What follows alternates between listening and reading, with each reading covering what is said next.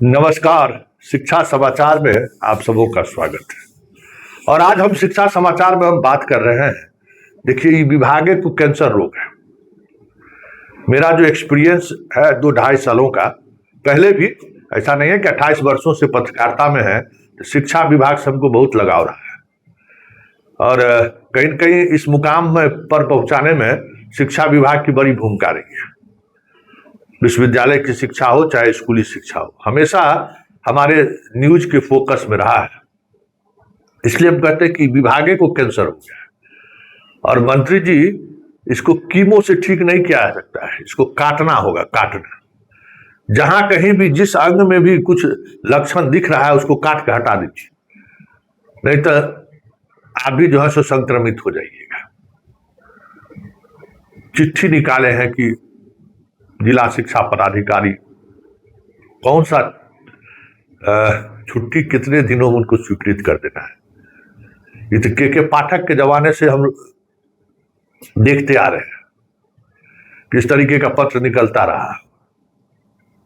मंत्री जी 1 महीना होने को जा रहा है आपके कामकाज का, आप कहते कि हम सिंगल विंडो सिस्टम बनाएंगे, जितना चिट्ठी पुराना है सब खत्म, उस पर कुछ पहल करिए।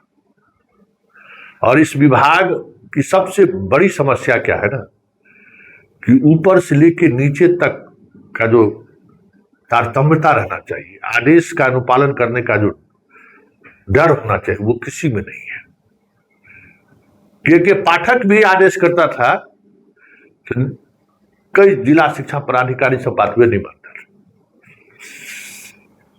ये अपने आप को जो है ना स्वयं भी विभाग समझता है, स्वयं को, मतलब हम ही जो है सो हैं, बाकी कोई कुछ नहीं है।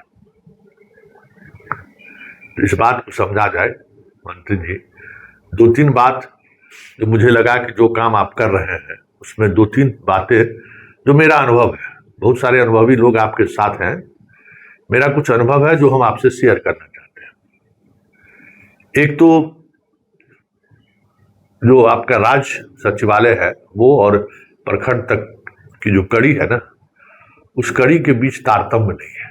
जबकि आपका विभाग, हाँ, शिक्षकों की संख्या भले जितनी हो, पदाधिकारियों की संख्या उतनी नहीं है जितने अन्य विभागों में।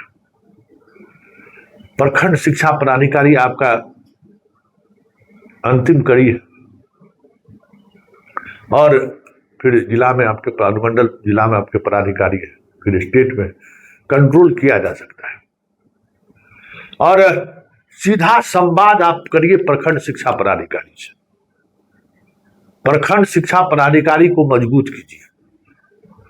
प्रखंड शिक्षा पदाधिकारी मजबूत होंगे तो आपकी बहुत सारी समस्याओं का समाधान निकल जाएगा।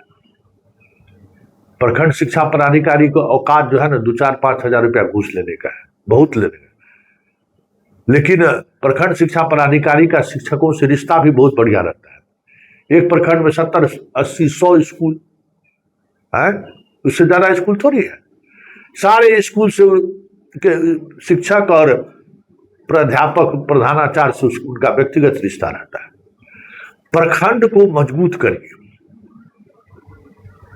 प्रखंड कार्यालय को मजबूत करिए, वहीं से कुछ खास चीजें निकलेंगी। और वहां जितना मास्टरवा सब अपना डिप्टेशन करा कर रह रहा है, उस मास्टरवा को खदेड़ने की कोशिश करिए। एक वो भी बहुत बड़ी समस्या है जो वहां है, बीआरसी जो भी उसका नाम उन लोग देते हैं। प्रखंड कार्यालय को मजबूत करिए, एकदम थाना की तरह वहां स्टाफ दीजिए और फुल पावर दीजिए प्रखंड वाले को। बाकी जितना ईपीओ डीपीओ सीपीओ जितना है ना, सब खाली बैठ के माल कमाने वाला है। वो कुछ उसके हाथ में कुछ नहीं है, वो कुछ कर ही नहीं सकता है। आप जो पटना में बैठ के ट्रांसफर कर रहे हैं ना, वो ट्रांसफर आप प्रखंड शिक्षा पदाधिकारी को जिम्मेवार बनाइए कि एक भी स्कूल में इस तरीके से हम चाहते हैं आप करके बना के भेजिए। क्योंकि पटना से सिद्धार्थ ट्रांसफर करके देख लिए थे, सारी गड़बड़ी उसी की वजह से हुई थी। आप प्रखंड शिक्षा पदाधिकारी को जिम्मेवार बनाइए जिम्मेवार। और वो गलती करेंगे, ऊपर सुपरवाइजरी करे ले, इतना पदाधिकारी ऊपर तक लोग हैं, लेकिन एक पदाधिकारी को जिम्मेवार बनाइएगा तो फिर आप रिजल्ट मैक्सिमम पा सकते हैं। इस बात को समझिए। मैक्सिमम रिजल्ट पा सकते हैं। यहां तक कोई जिम्मेवार नहीं है।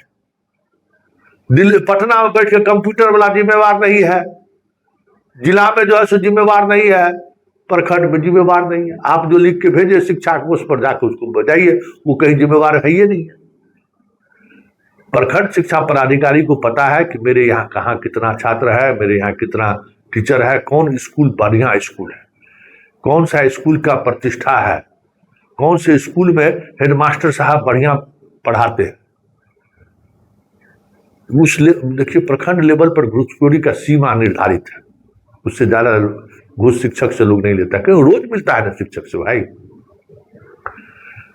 रोज मिलता है। एकदम समझिए कि मास्टर साहब का डीलिंग है उससे। और प्रखंड शिक्षा पदाधिकारी को प्रखंड चलाने के लिए जो शिक्षकों का सहयोग चाहिए, ये भी एक दबाव रहता है। तो प्रखंड को मजबूत करिए, वहां से मास्टरवा सबको हटाइए, कॉन्ट्रैक्ट पर बहाल किरानी हो या जो भी हो दीजिए, उसको स्ट्रेंथन दीजिए, मजबूती दीजिए। प्रखंड में अगर 5 गो मास्टरे को अगर आप देते हैं तो वो जो है परमानेंट हो, जो काम इस तरीके का काम कर सकते हैं, स्कूल छोड़ दीजिए उनको, लेकिन उस प्रखंड का नहीं, तो आप 100% में 80% अचीव कर सकते हैं चीजों। अरे पहले डिप्टी साहब ने स्कूल चलाते थे, हम लोग के जमाने में डिप्टी साहब आते थे, विद्यार्थी से मिलते थे, पूछते थे क्या पढ़ाई हुआ, सवाल जवाब करते थे। डिप्टी साहब ने, अब नाम बदल गया शायद, प्रखंड शिक्षा पदाधिकारी, अंग्रेज के जमाने से डिप्टी साहब हुआ करते थे। तो ये एक बड़े बदलाव पर आप सोच सकते हैं। तो मेरा अनुभव है वो हम आपसे शेयर कर रहे हैं, शिक्षक भी आप अपनी राय दे सकते हैं। दूसरी बात, ये जो छुट्टी वगैरह का मसला जो मुख्यालय से तय होता है, इसका कोई मतलब नहीं है। आप मुख्यालय में बैठे तय कर रहे हैं कि 7 दिन में दे दीजिए, 3 दिन में दे दीजिए, सब का सब प्रखंड शिक्षा पदाधिकारी को सेंट्रलाइज कर दीजिए। कुछ गड़बड़ी हुई तो फिर इसको देखा जाएगा कि कैसे क्या किया जा सकता है। ये बहुत जरूरी है, क्योंकि बगैर इसके बहुत कुछ बदलाव की बात नहीं की जा सकती है। एक और बात, सबसे महत्वपूर्ण बात, जिस पर गौर करने वाली बात है कि आप जितने भी आपकी योजनाएं, जो आप सुधार चाहते हैं, सब में क्या है, वही है, लास्ट आपका वही है जो इंप्लीमेंट करता है। उसको ताकत दीजिए, स्कूल में हेडमास्टर को ताकत दीजिए, प्रखंड में प्रखंड शिक्षा पदाधिकारी को ताकत दीजिए, चीजें दनादन चलेगा। जितना लाल फीताशाही, डीपीओ स्थापना, डीपीओ मध्याह्न, डीपीओ कार्मिक, क्या क्या क्या क्या जितना बनाया है ना, सब जो है सो घूसखोर का केंद्र हो गया। वो कैंसरवा वही सब है, एक निशान, एक बड़ी बात होनी चाहिए, खटाखट।